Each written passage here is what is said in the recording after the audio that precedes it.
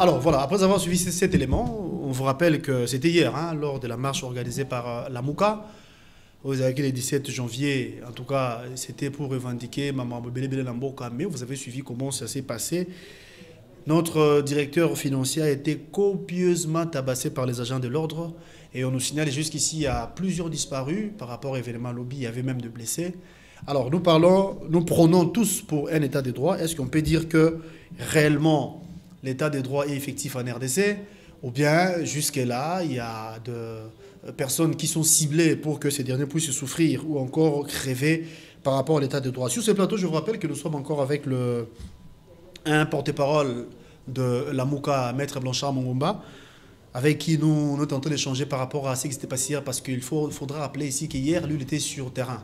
Il était, pendant la marche, il était avec les gens qui étaient venus, les militants, ou encore les Congolais, ici par la population qui était venue sur place pour marcher, pour protester, pour dire non à ce qui se passe, pour honorer, ici pas commémorer même la mémoire de Patrice Emery Lumumba. Maître Blanchard Mongomba, on continue, nous avons suivi ce qui venait d'être passé, ce qui était passé plutôt hier. Vous y étiez sur place. Pour ceux-là qui vous suivent, qui souhaiteraient avoir des précisions, vous êtes politique par-dessus tout en tout cas, mais n'est-ce pas? Ou encore, est-ce qu'on peut dire en clair ici que l'état des droits est réellement en République démocratique du Congo? Non, la réponse, elle est archi faux.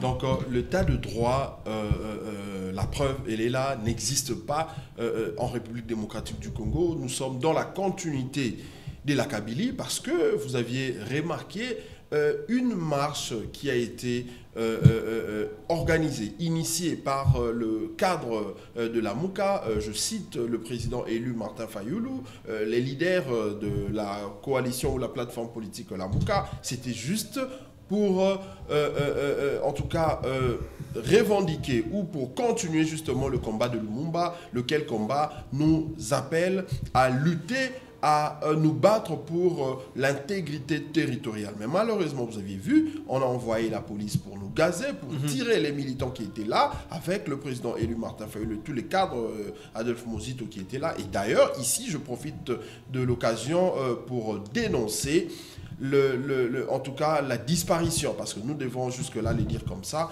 Il y a un de nos militants qui est le président de la jeunesse du parti Nouvel Élan, qui est un de proches du président, un de proches qui assure la sécurité de l'initiateur Adolphe Mozito et même du président élu Martin Fayoulou, qui jusqu'à ces jours ne se retrouve pas, on ne sait pas où il a été amené, et nous dénonçons cela. Vous parlez d'Espérant, parce qu'on a dit que... Gakou, voilà, c'est son nom, c'est lui le président. On a parlé de sa disparition, ça c'est vrai.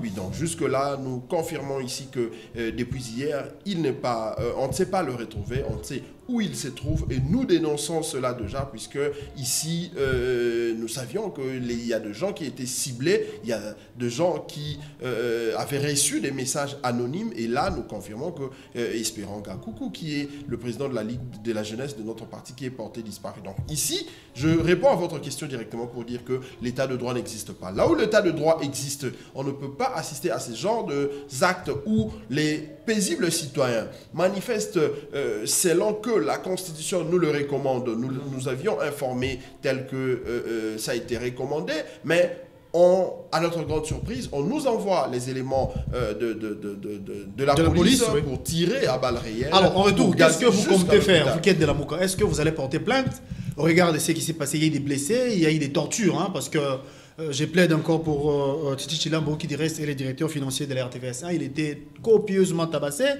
Et la disparition d'Espérant, ils sont nombreux comme ça. On a cité quelques noms, Espérant. Il y a plusieurs militants de la Tchambou qui est jusque-là introuvable. Est-ce que vous comptez porter plainte ou bien comment vous allez faire? D'abord, porter plainte, nous disons que nous ne sommes pas dans un état. Déjà qu'il n'y a pas d'État, on ne peut même pas parler d'un état de droit. Ici, ça ne sert à rien d'aller porter plainte là où les gens se complaisent à, en tout cas, à torpiller le droit, à piétiner. Comment il y aura réparation? Parce que nous, en tant que politiques, nous allons... Il y a Titi qui, en ce moment, c'est tout à l'hôpital.